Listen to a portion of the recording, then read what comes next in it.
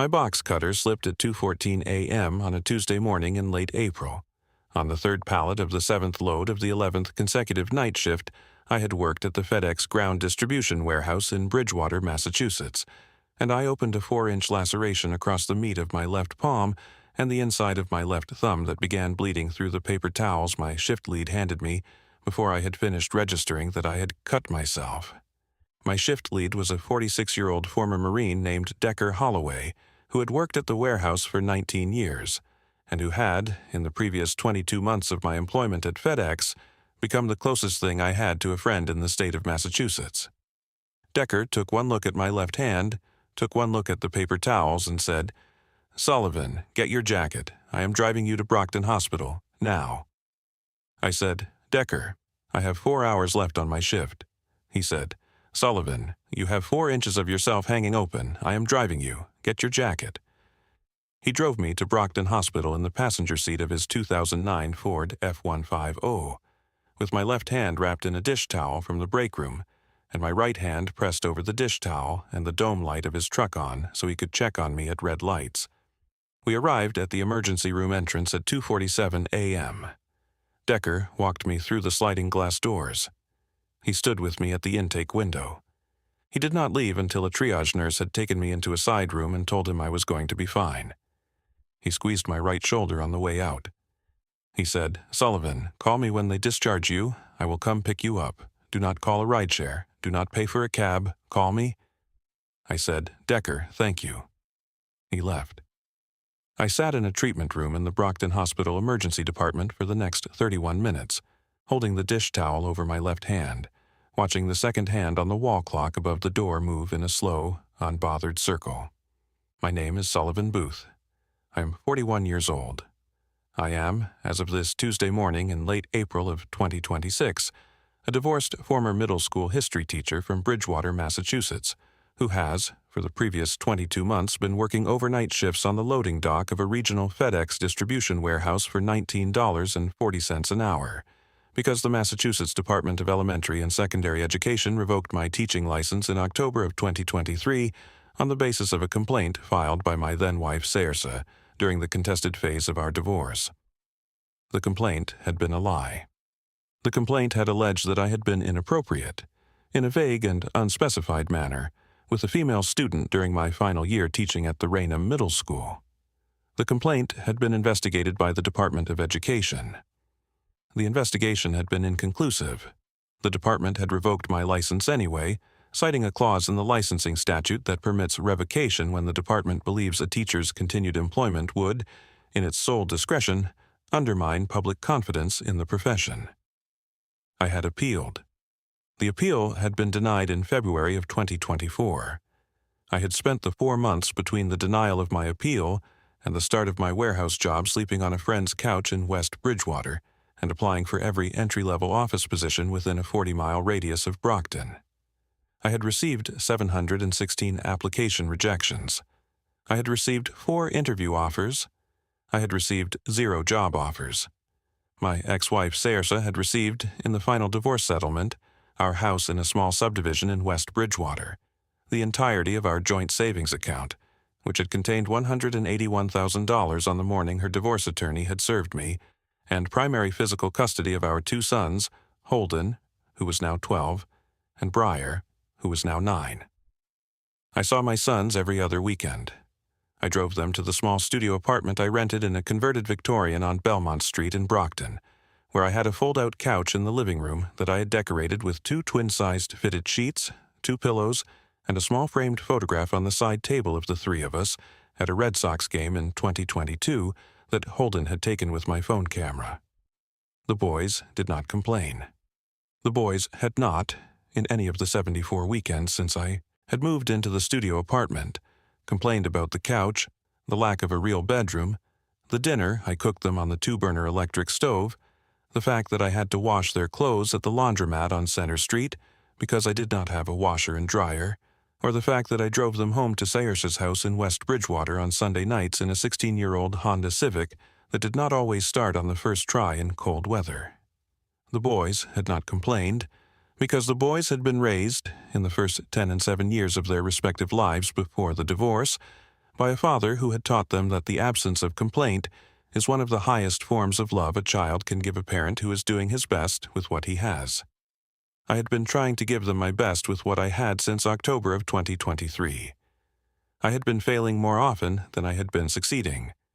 I had not, in the previous 30 months, been arrested, hospitalized for anything other than a workplace injury, evicted, fired, found drunk in a public place, or absent from a single one of my custody weekends.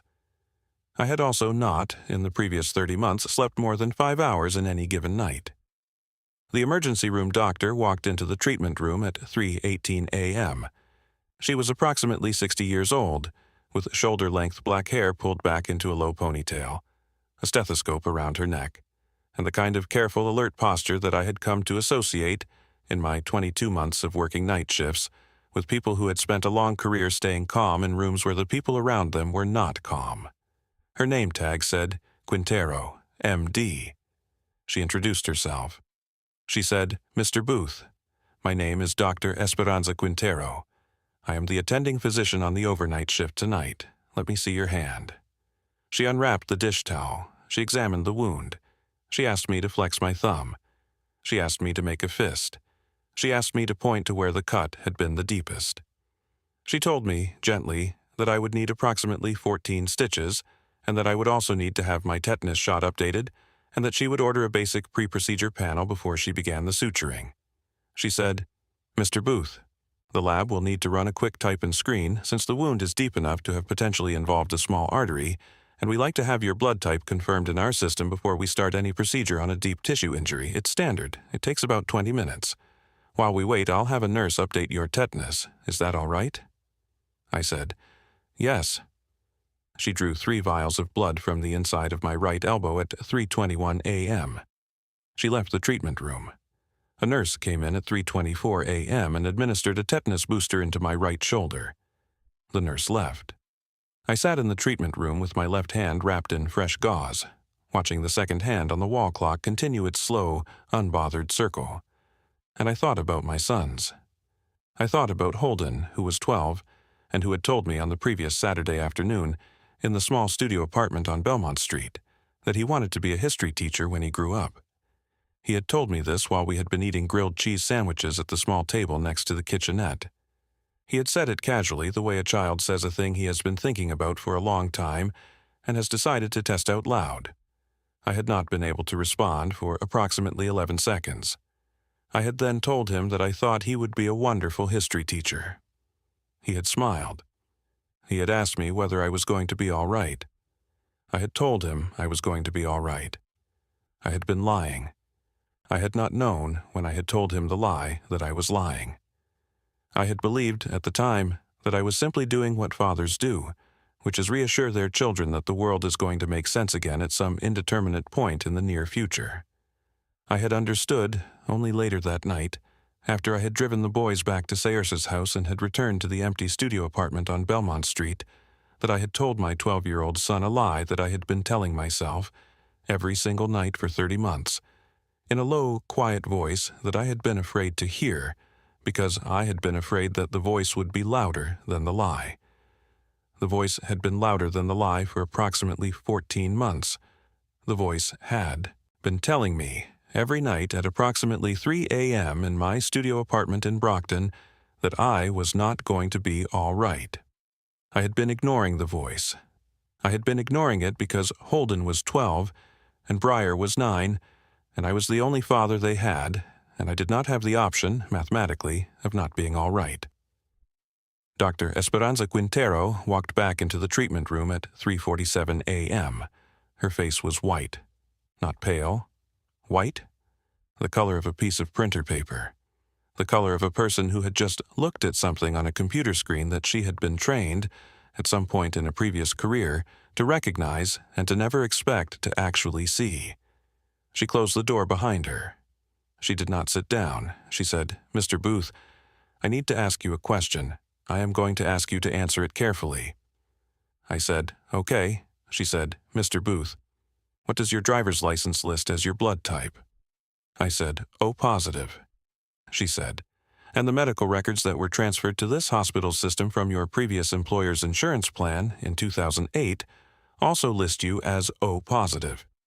Do you have any reason to believe that listing is incorrect? I said, no, I have donated blood 3 or 4 times in my life. The Red Cross has confirmed O positive every time. She closed her eyes for a moment. She opened them. She said, Mr. Booth, what I am looking at on the screen in the laboratory is not O positive. What I am looking at is a blood profile that does not match any of the standard ABO classifications.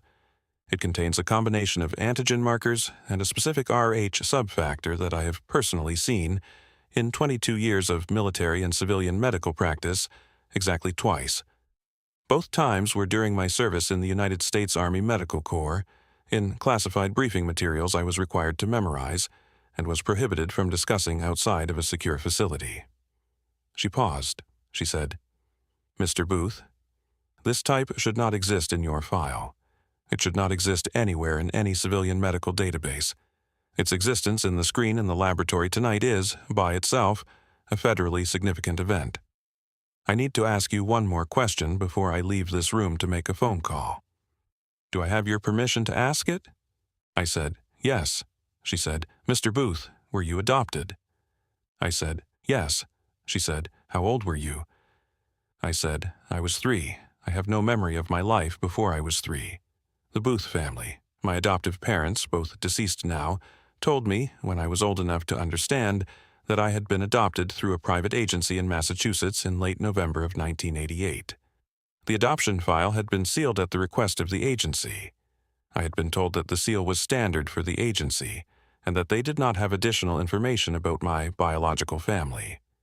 She closed her eyes again. She opened them. She said, Mr. Booth, I am going to step out of this room. I am going to make 2 phone calls. The first phone call will be to the head of hospital security. I am going to ask him to post a security officer at the door of this treatment room. The officer will not detain you. The officer will not prevent you from leaving if you choose to leave. The officer is there to ensure that nobody enters this room without my authorization, and to ensure that if you do choose to leave, you leave through a secure exit, with an escort, to a safe location of your choosing. She paused. She said, Mr. Booth, I will explain why I am calling security in approximately 15 minutes. The second phone call I am going to make is to a federal contact I have had, in connection with the protocol your blood profile activates, since I left active military service in 2014. The contact will know what to do. He will dispatch personnel. They will be at this hospital within 90 minutes. They will be able to explain to you, with full federal authority, what I'm about to explain to you with the authority of a single emergency room physician who has not been completely certain until 90 seconds ago that she would ever actually have to make this phone call in her lifetime. I said, Dr. Quintero. She said, yes. I said, am I in trouble? She said, Mr. Booth, no, you are not in trouble. You have not done anything wrong. The opposite of that is true, in a way I am going to explain to you, but I am going to ask you to let me make the phone calls first. Will you let me make the phone calls first? I said, yes. She left the treatment room. I sat on the examination table with my left hand wrapped in gauze, and I watched the second hand on the wall clock above the door, and I waited. She returned at 4:01 a.m. She closed the door behind her. She sat down on the small wheeled stool by the examination table. She said, Mr. Booth, my name is Esperanza Quintero. I am a doctor. I am also a lieutenant colonel, retired, of the United States Army Medical Corps. I served 22 years on active and reserve duty. I retired in 2014 with the medical specialty of emergency battlefield medicine and a secondary specialty of classified federal medical protocols, which is a specialty that exists in approximately 14 places in the entire United States military, and which I am authorized to discuss with you, in this room, at this moment, under the authority of the protocol your blood profile activated at 3:47 a.m. tonight. She paused. She said, Mr. Booth, the protocol is called PRESERVE. PRESERVE was a classified federal program operated jointly by the FBI, the United States Marshals Service, and the Department of Defense between 1979 and 2003. Preserve was designed to protect the minor children of senior federal law enforcement officials from kidnapping, extortion, and political violence directed at their families. The program placed approximately 140 children between the ages of 2 and 12 into deep-cover protective adoptions across the United States, following credible threats against their families that could not be neutralized through standard witness security. She paused again. She said, "Mr. Booth, the blood profile you have is associated, in the federal database I was trained to recognize during my active service, with one specific preserved subject placed in November of 1988. The subject was the 3-year-old son of an FBI deputy director named Thatcher Vance, who was assassinated outside his home in Albany, New York, on the 14th of October 1988, by members of a domestic extremist organization called Northern Resolve. Northern Resolve had been planning, at the time of his assassination, to kidnap his son. The kidnapping was meant to be used as leverage in an ongoing federal investigation Mr. Vance had been leading into a series of bank financing crimes connected to Northern Resolve's funding network." She looked at me. She said, "Mr. Booth, the subject's birth name was Sutton Vance. He was 3 years old when his father was killed. He was placed with the Booth family of Bridgewater, Massachusetts, on the 18th of November, 1988, under a falsified adoption file that listed his blood type as O-positive in order to prevent any future medical identification of his federally classified status. His biological mother, Eleanor Vance, died of a stress-induced cardiac event in 1991, without ever being permitted, under the terms of the protective placement, to make contact with him. The Vance Family Trust, which had been established in 1985 in anticipation of the kind of generational wealth transfer that senior federal officials often plan for their children, has been held in federal escrow since 1991, pending confirmation of the subject's adult identity. The trust currently contains, with accrued interest and asset appreciation, approximately $8.2 million.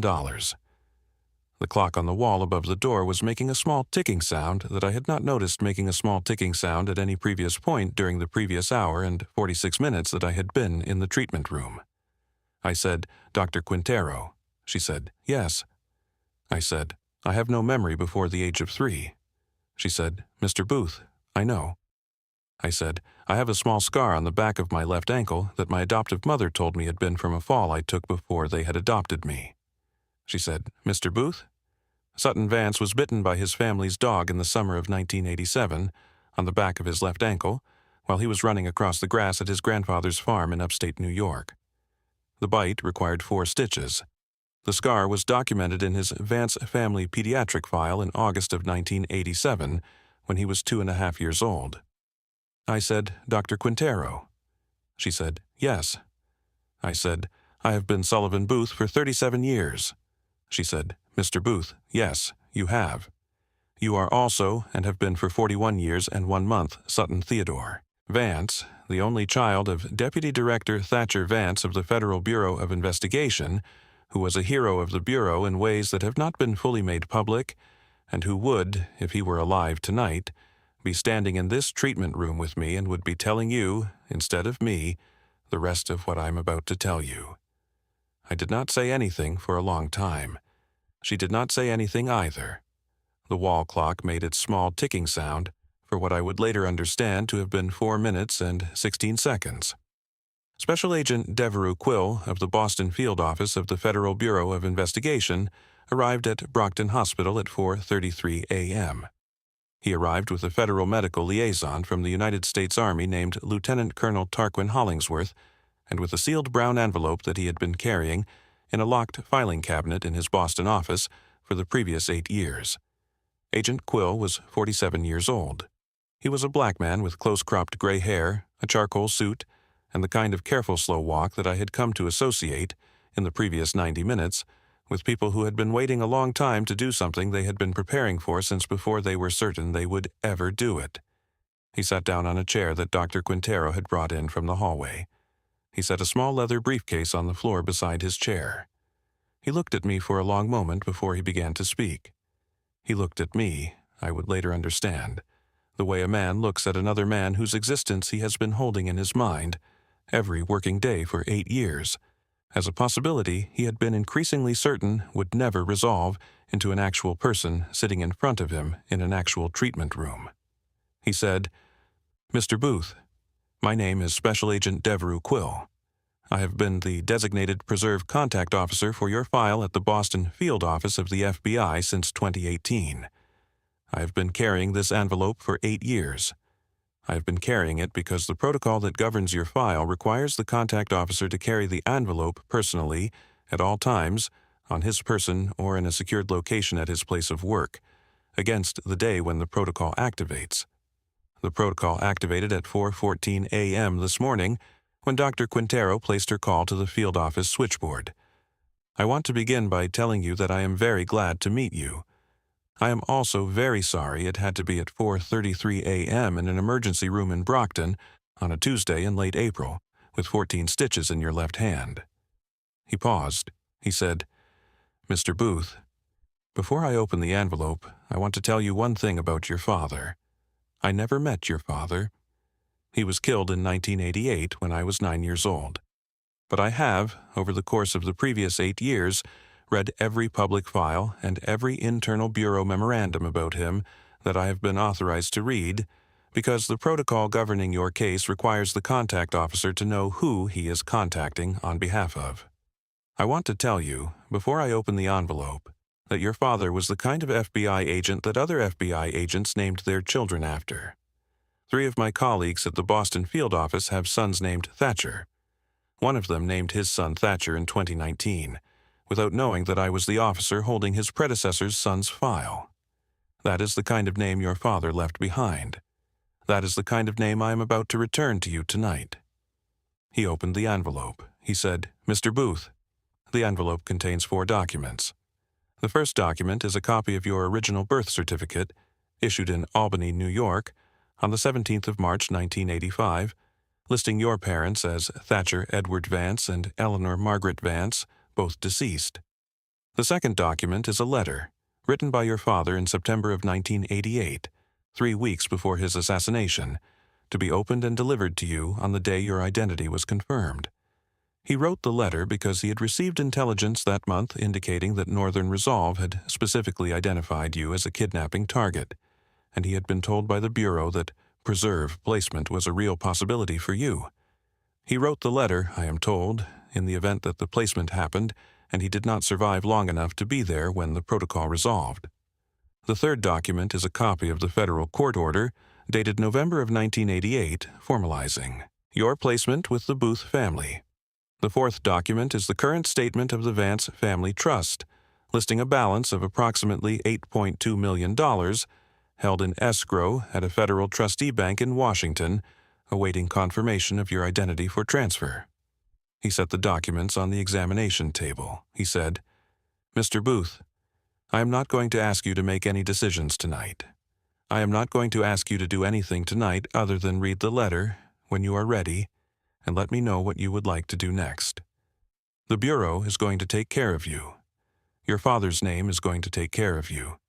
Take your time." I read the letter at 5:14 a.m. I will not reproduce the letter here.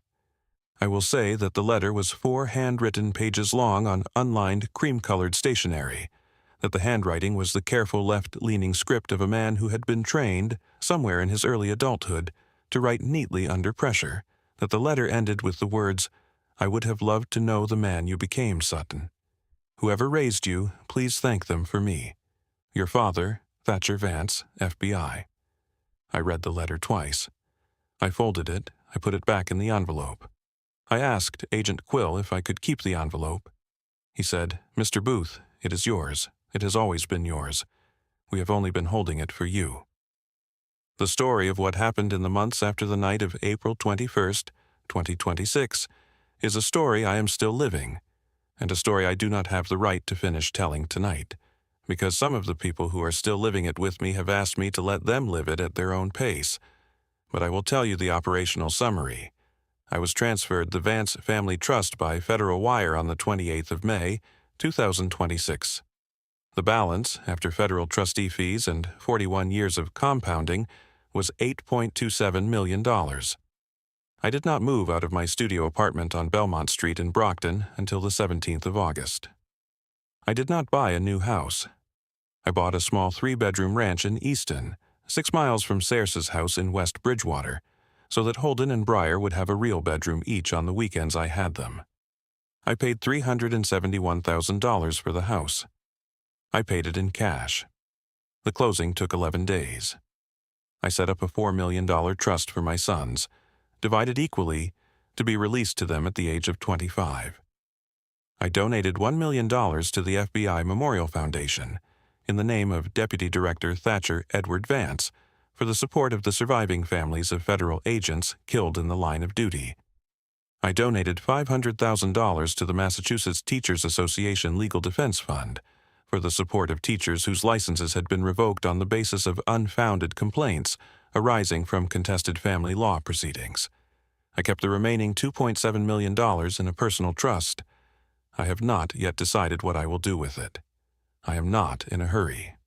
The Massachusetts Department of Elementary and Secondary Education reinstated my teaching license on the 11th of July, 2026, following a re-review of my 2023 case in light of new information that my federal attorney was permitted to present in a closed administrative hearing. The new information was the existence of my preserve placement file, the federal sealing of my original adoption records, and the fact that the inconsistencies in my background that Sairce had used in 2023 to support her complaint were, in fact, the deliberate federal redactions that had protected my identity since 1988. Sairce was informed of the reinstatement on the 14th of July. Sairce filed a motion in the Plymouth County Probate and Family Court on the 21st of July to revisit our 2023 custody arrangement in light of changed circumstances. Her motion was, I was told by my new attorney, intended as a financial maneuver. She had heard about the trust transfer through a friend of a friend who worked at the Federal Trustee Bank in Washington, and she had calculated that revisiting custody would create leverage for a renegotiated child support arrangement that would route a portion of the trust through her household. My attorney, a 58-year-old former Suffolk County Assistant District Attorney named Lenora Wexford, filed a counter-motion on the 27th of July, requesting that the court not only deny Sairce's motion, but also revisit the original 2023 custody arrangement on the basis of the now confirmed federal record, establishing that the allegations Sairce had made against me in 2023 had been factually impossible given the protected nature of my adoption records. The court scheduled both motions for hearing on the 18th of August. I will not describe the hearing in detail. I will say only that the Honorable Judge Callista Tremblay, who had been the family court judge presiding over our original 2023 divorce, listened for approximately 2 hours to my attorney and to Sairce's attorney, and to a brief federal medical liaison statement from Dr. Esperanza Quintero, and to a brief in-camera statement from Special Agent Devereaux Quill, and then ruled from the bench that the original 2023 custody arrangement was hereby modified to a 50-50 shared physical custody schedule, that no modification of child support was warranted, and that Sairce was hereby ordered to pay 60% of my legal fees in connection with both motions. Sairce did not appeal. She has not spoken to me directly since the hearing. She has been pleasant, in a careful, guarded way, when I pick up the boys on my weekends. She has been pleasant because I have given her no choice, and because the boys, who are now 12 and 9, have been watching her, and because she has understood, finally, that I am the kind of father her sons would have grown up wishing they had if she had succeeded, in 2023, in taking me away from them entirely. I am sitting on the small back porch of the small 3-bedroom ranch in Easton tonight. It is a Sunday evening in late August. Holden is 12 years old. He is in his bedroom upstairs doing his summer reading, which is a book about the history of the American Civil War that I bought him at a used bookstore in Bridgewater last week for $4. Briar is 9 years old. He is in the kitchen with me, helping me boil water for spaghetti. The framed envelope from my biological father is sitting on the mantel above the small gas fireplace in the living room. The 4 pages of the letter are inside it. I have read the letter, in the 4 months since Special Agent Quill handed it to me, approximately 111 times. I expect to read it many more. I have not, in the 4 months since the night of April 21st, told my sons that I am also a man named Sutton Vance. I have not told them because I have not been ready.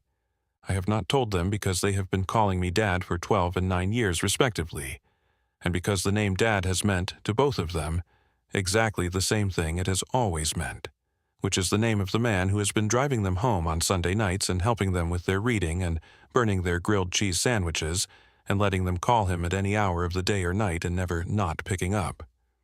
I will tell them, eventually. I will tell them when Holden is old enough to understand what the FBI was and what his grandfather did, and why some doors get opened 37 years late, and why some doors get opened at exactly the right time, and why both of those things can be true at the same time about the same door. I will tell them when Briar is old enough to understand that the worth of a person does not change because the world has been wrong about it, that the worth of a person is simply the worth of the person, and that the only thing that matters, at the end of any given Tuesday in late April at 3:47 a.m. in any given emergency room in any given suburb of Boston, is whether the doctor on duty is the kind of doctor who knows what to do when something on her screen does not match what is supposed to be in your file. Dr. Esperanza Quintero is the kind of doctor who knows what to do. She is also, as of the 3rd week of June, the kind of doctor who has had lunch with me twice at a small diner on Center Street in Brockton, both times at her own suggestion, both times on her days off, both times without asking me for anything other than the latest update on my sons. I will spend the rest of my life being grateful. Some men spend their entire lives being told they are worth less than they are. I was that kind of man for 41 years and 1 month. I am not anymore.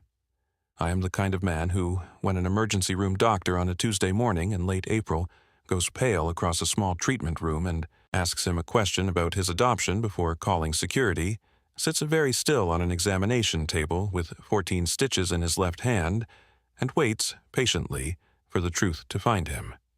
The truth always finds the men who can wait for it. It found me at 3:47 a.m. on a Tuesday morning in late April. It found me 37 years late.